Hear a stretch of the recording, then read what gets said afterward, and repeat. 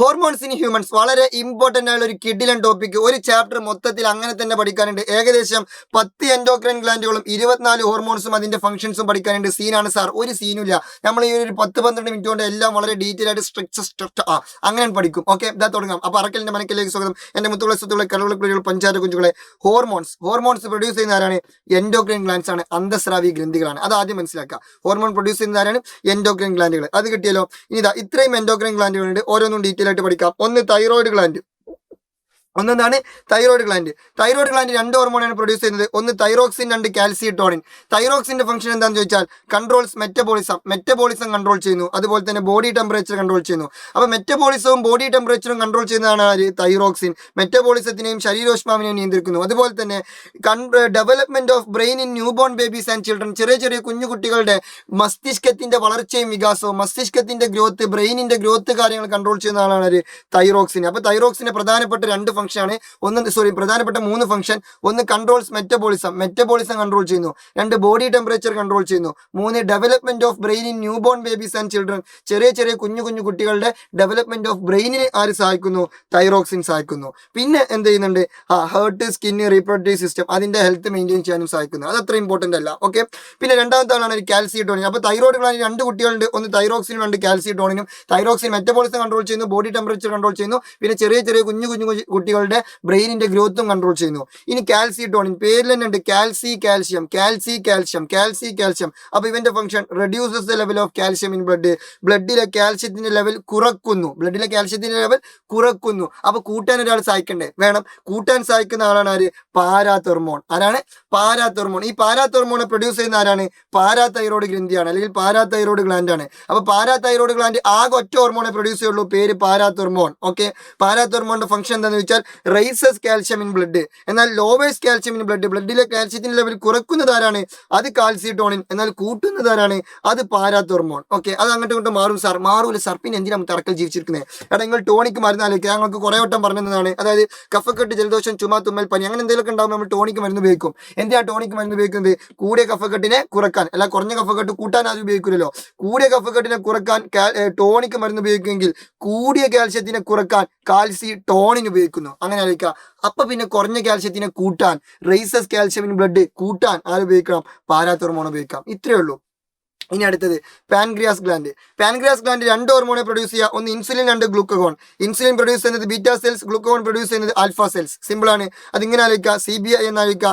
B എന്താണ്? Beta cells. I എന്താണ്? Insulin. അപ്പൊ ബീറ്റാ സെൽസ് എന്ത് പ്രൊഡ്യൂസ് ചെയ്യും? ഇൻസുലിൻ പ്രൊഡ്യൂസ് ചെയ്യും. അപ്പൊ പിന്നെ ആൽഫ സെൽസ് എന്ത് പ്രൊഡ്യൂസ് ചെയ്യണം? ഗ്ലൂക്കഗോണിനെ പ്രൊഡ്യൂസ് ചെയ്യണം. സിമ്പിൾ ആണ്. അപ്പൊ സി എന്താണ് സാർ? അതൊന്നുമില്ല, വെറുതെ ഇട്ടതാണ്. ഓക്കെ, പിന്നെ ബീറ്റാ സെൽസ് അത് ഇൻസുലിൻ പ്രൊഡ്യൂസ് ചെയ്യുന്ന പറഞ്ഞല്ലോ. അവന്റെ ഫംഗ്ഷൻ എന്താണെന്ന് വെച്ചാൽ ഗ്ലൂക്കോസ് ഒരാളുടെ ബോഡിയിൽ കൂടിയാൽ അത് കുറക്കുന്നു. Lowers glucose in blood. ബ്ലഡിലെ ഗ്ലൂക്കോസ് ലെവൽ കുറക്കുന്നു. ആൽഫ സെൽസ് പ്രൊഡ്യൂസ് ചെയ്യുന്ന ഗ്ലൂക്കഗോണിന്റെ ഫംഗ്ഷൻ എന്താണെന്ന് വെച്ചാൽ ഗ്ലൂക്കോസ് ഒരാളുടെ ബോഡിയിൽ കുറഞ്ഞാൽ അതെന്ത് ചെയ്യണം? കൂട്ടണം. Rises glucose in blood. ബ്ലഡിലെ ഗ്ലൂക്കോസ് ലെവൽ കൂട്ടുന്നു. ഇതാണ് ഫംഗ്ഷൻ. സിമ്പിൾ ആണ്. ഇനി അടുത്തത് അഡ്രിനൽ ഗ്ലാൻഡ്. അഡ്രിനൽ ഗ്ലാൻഡിന്റെ ഔട്ടർ പോർഷൻ ഉണ്ട്, ഇന്നർ പോർഷൻ ഉണ്ട്. Outer portion cortex, inner portion medulla. Inner portion ആയിട്ടുള്ള മെഡുല 2 ഹോർമോണെ പ്രൊഡ്യൂസ് ചെയ്യുന്നുണ്ട്. ഒന്ന് എപ്പിനെഫ്രിൻ, 2 നോറെപ്പിനെഫ്രിൻ. 2 ക്യൂട്ട് കുട്ടികൾ. Epinephrine, norepinephrine. ഇവരെപ്പോഴാണ് പ്രവർത്തിക്കാന്ന് ചോദിച്ചാൽ എമർജൻസി സിറ്റുവേഷൻ, അടിയന്തര ഘട്ടങ്ങളിൽ പ്രവർത്തിക്കുന്ന ഹോർമോണുകളാണ് ഇത് എപ്പിനെഫ്രിനും നോറെപ്പിനെഫ്രിനും. അതായത് ഇപ്പോൾ ഒരു പട്ടി കടിക്കാൻ വന്നു, ഒരു പോത്ത് കുത്താൻ വന്നു, ഒരു ആന കുത്താൻ വന്നു, അങ്ങനെയുള്ള എമർജൻസി സിറ്റുവേഷൻ, അടിയന്തര ഘട്ടങ്ങളാണ് ആര് പ്രവർത്തിക്കുന്നത്?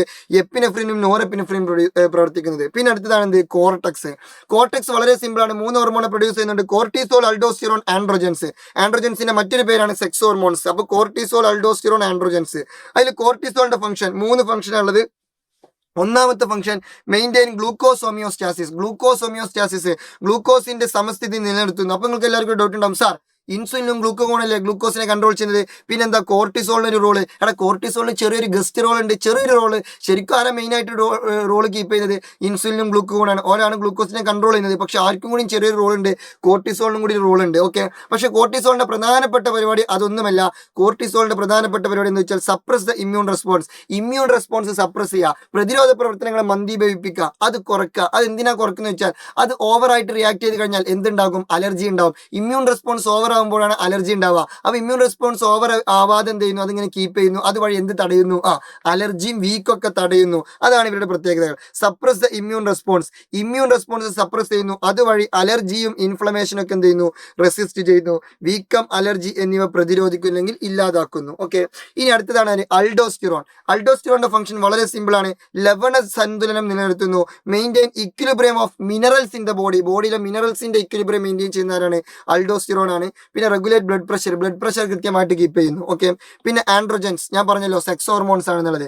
അപ്പൊ control sexual development and sexual behaviour, ലൈംഗിക വളർച്ചയെയും ലൈംഗിക സ്വഭാവങ്ങളെയും നിയന്ത്രിക്കുന്നവരാണ് ആൻഡ്രോജനുകളാണ്. അപ്പൊ അഡ്രീനൽ ഗ്ലാൻഡിൽ രണ്ട് പോർഷൻ ഉണ്ട്, കോർട്ടക്സ് ഉണ്ട്, മെഡുല്ല ഉണ്ട്. കോർട്ടക്സ് 3 ഹോർമോണെ പ്രൊഡ്യൂസ് ചെയ്യുന്നു, കോർട്ടിസോൾ, അൾഡോസ്റ്റിറോൺ, ആൻഡ്രോജൻസ്. പിന്നെ medulla 2 hormones, epinephrine, norepinephrine. 2 cute കുട്ടികൾ, എപ്പിനെഫ്രിൻ, നോറെപ്പിനെഫ്രിൻ. എപ്പോഴാണ് പ്രവർത്തിക്കുക, അടിയന്തര ഘട്ടങ്ങളിൽ പ്രവർത്തിക്കുന്നു. പിന്നെ pineal gland, pineal gland produce ചെയ്യുന്ന ഒറ്റ ഹോർമോണേ ഉള്ളൂ, കാൾഡ് മെലാറ്റോണിൻ. എന്താണ് പേര്, മെലാറ്റോണിൻ. ഒരു റൊമാൻറ്റിക് പേര്, മെലാറ്റോണിൻ. ഇവന്റെ പരിപാടി എന്താണെന്ന് ചോദിച്ചാൽ ഇൻഫ്ലുവൻസ് സ്ലീപ്പ് ആൻഡ് വേക്ക്ഫുൾനെസ്, അതായത് ഉറക്കത്തിനെയും ഉണരലിനെയും സ്വാധീനിക്കുന്നു. രാത്രി ഒരു 10-11 മണിയൊക്കെ ആകുമ്പോൾ ഉറങ്ങാൻ അങ്ങനെ ഉറങ്ങിയാണ് തൂങ്ങും. കാരണം ആരാണ്, മെലാറ്റോണിൻ. രാവിലെ ആകുമ്പോൾ ഒരു 6 മണി 7 മണി ആകുമ്പോൾ നമ്മൾ എണീക്കും. കാരണം ആരാണ്, മെലാറ്റോണിൻ. ഉറങ്ങാനും ഉണരാനൊക്കെ സഹായിക്കുന്ന ആരാണ്, മെലാറ്റോണിൻ ആണ്. മെലാറ്റോണിന്റെ പ്രൊഡക്ഷൻ കൂടുമ്പോൾ നല്ലോണം ഉറക്കം വരും. മെലാറ്റോണിന്റെ പ്രൊഡക്ഷൻ കുറയുമ്പോൾ എന്ത് ചെയ്യുന്നു, ഉറക്കത്തിൽ നിന്ന് എണീക്കുന്നു. ഓക്കെ, പിന്നെ പീനിയൽ ഗ്ലാൻഡ് എന്തായിട്ട് ആക്ട് ചെയ്യുന്നുണ്ട്, ബയോളജിക്കൽ ക്ലോക്ക് ആയിട്ട് ആക്ട് ചെയ്യുന്നു എന്നും ജസ്റ്റ് ഒന്ന് ഓർത്ത് വെക്കുക. പിന്നെ തൈമസ് ഗ്ലാൻഡ്, തൈമസ് ഗ്രന്ഥി സിമ്പിൾ ആണ്. തൈമസ് ഗ്രന്ഥി ഒറ്റ ഹോർമോണെ പ്രൊഡ്യൂസ് ചെയ്യുന്നുള്ളൂ, പേര് തൈമോസിൻ. അതിന്റെ ഫംഗ്ഷൻ എന്താണെന്ന് ചോദിച്ചാൽ maturation of T lymphocyte, T ലിംഫോസൈറ്റിന്റെ പാകപ്പെടലിന് മെച്ചുറേഷനെ സഹായിക്കുന്നു. 3 ടി ആലോചിക്കുക, 3 ടി, ട്രിപ്പിൾ ടി. എന്താ സംഭവം സാർ, തൈമസ് ഗ്ലാൻഡ് തൈമോസിന് maturation of T lymphocyte. Thymus gland തൈമോസിനെ പ്രൊഡ്യൂസ് ചെയ്യുന്നു. തൈമോസിൻ എന്തിനു സഹായിക്കുന്നു, ടി ലിംഫോസൈറ്റിന്റെ മെച്ചുറേഷന് സഹായിക്കുന്നു. സിമ്പിൾ ആണ്, 3 ടി ആലോചിക്കുക.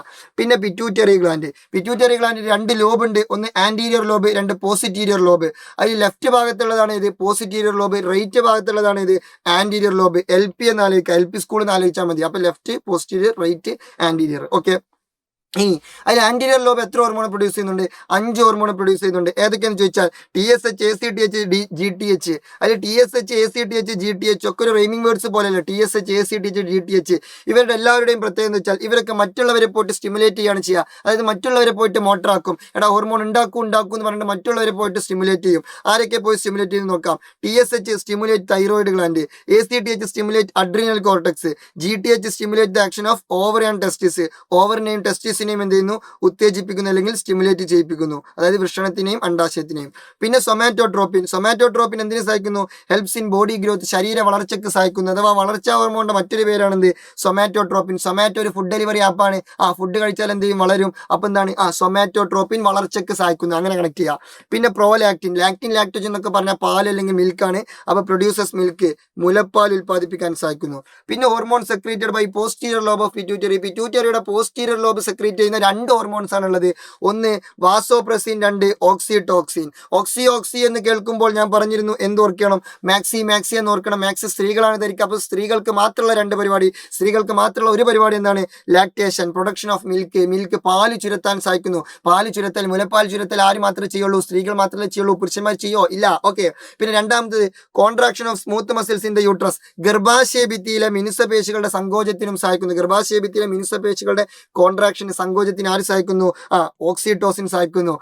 മാക്സി സ്ത്രീകളാണ് ധരിക്കുക. അപ്പൊ സ്ത്രീകൾക്ക് മാത്രമുള്ള 2 പരിപാടി, ഒന്ന് പാല് ചുരത്തൽ, 2 ഗർഭാശയ ഭിത്തിയിലെ മിനുസപേശികളുടെ സങ്കോചനം. ഈ ഗർഭാശയൊക്കെ ആർക്കാനുള്ളത്, സ്ത്രീകൾക്കല്ലുള്ളത്. എല്ലാ പുരുഷന്മാർക്ക് ഗർഭാശയമുണ്ടോ, നെഹി ഇല്ല. ഇനി അടുത്തത് വാസോപ്രസിൻ. ഒറ്റ ഫംഗ്ഷനേ ഉള്ളൂ. അതായത് എന്ത് ചെയ്യുന്നു, കിഡ്നിയിൽ നിന്നും വൃക്കയിൽ നിന്നും എന്ത് ചെയ്യുന്നു, റീഅബ്സോർപ്ഷൻ, ജലത്തിന്റെ പുനരാകിരണത്തിന് സഹായിക്കുന്നു. Reabsorption of water from kidney. Vasopressin എന്ത് ചെയ്യുന്നു, വൃക്കയിൽ ജലത്തിന്റെ പുനരാകിരണത്തിന് സഹായിക്കുന്നു. ഇതാണ് വൃക്കയെങ്കിൽ ആ വൃക്കയിൽ നിന്ന് ജലത്തിനെ എങ്ങനെ പുനരാകിരണം ചെയ്യാൻ, റീഅബ്സോർബ് ചെയ്യാൻ, പച്ച മലയാളത്തിൽ പറഞ്ഞാൽ വൃക്കയിൽ നിന്ന് ജലത്തിനെ എങ്ങനെ അടിച്ചു മാറ്റുന്ന പരിപാടിക്ക് ആര് സഹായിക്കുന്നു, ADH അഥവാ വാസോപ്രസിൻ സഹായിക്കുന്നു. പിന്നെ സെക്ഷൽ ഹോർമോൺസ് വളരെ സിമ്പിൾ ആണ്. മെയിലിന് ആകെ ഒറ്റ സെക്ഷൽ ഹോർമോണേ ഉള്ളൂ, ടെസ്റ്റോസ്റ്റിറോൺ. അപ്പൊ മെയിലിന്റെ പ്രൈമറിയും സെക്കൻഡറിയും ഒക്കെ ആര് ഡീൽ ചെയ്യണം, ടെസ്റ്റോസ്റ്റിറോൺ ഡീൽ ചെയ്യണം. അപ്പൊ മെയിലിന്റെ പ്രൈമറി സെക്ഷൽ ക്യാരക്ടർ എന്താണ്, സ്പേം പ്രൊഡക്ഷൻ. പുംബീജോൽപാദനം ആര് കൺട്രോൾ ചെയ്യും?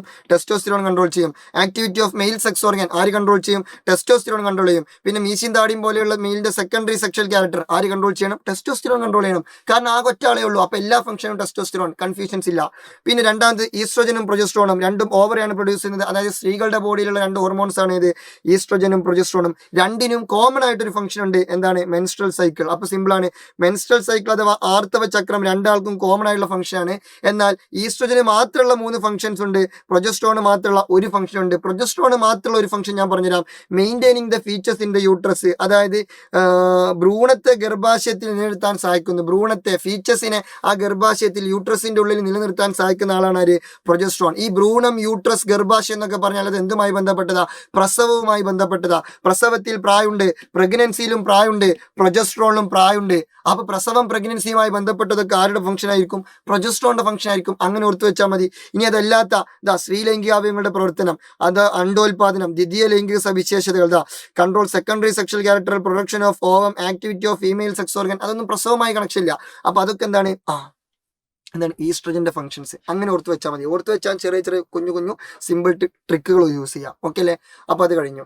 അപ്പൊ എനിവേ താങ്ക് യു ബൈ നിങ്ങളുടെ സ്വന്തം ബഹുമാനപ്പെട്ട അറക്കൽ. അപ്പോൾ ഇത് ഉഷാറായിട്ട് പഠിക്കുക. ഇതെന്ത് ചെയ്യുക? മറ്റുള്ളവർക്കൊക്കെ ഒന്ന് ഷെയർ ചെയ്ത് കൊടുക്കുക. എല്ലാവരും പഠിക്കട്ടെ. കേരളം പഠിക്കട്ടെ, ഇന്ത്യ പഠിക്കട്ടെ, ലോകം പഠിക്കട്ടെ, ബയോളജി പഠിക്കട്ടെ. എല്ലാവർക്കും നല്ല മാർക്ക് കിട്ടട്ടെ. നമ്മൾ മാത്രം മെയിനായ പോലല്ലോ, എല്ലാവരും നല്ല ഉഷാറായിട്ട് നല്ല രീതിയിൽ പോകണം. അതായിരിക്കണം നമ്മുടെ ലക്ഷ്യം. ഓക്കെ, അപ്പോൾ ഒരുമിച്ച് പഠിക്കാം, ഒരുമിച്ച് മുന്നേറാം. ഇത് നിങ്ങളുടെ സ്വന്തം അറക്കൽ. Good bye.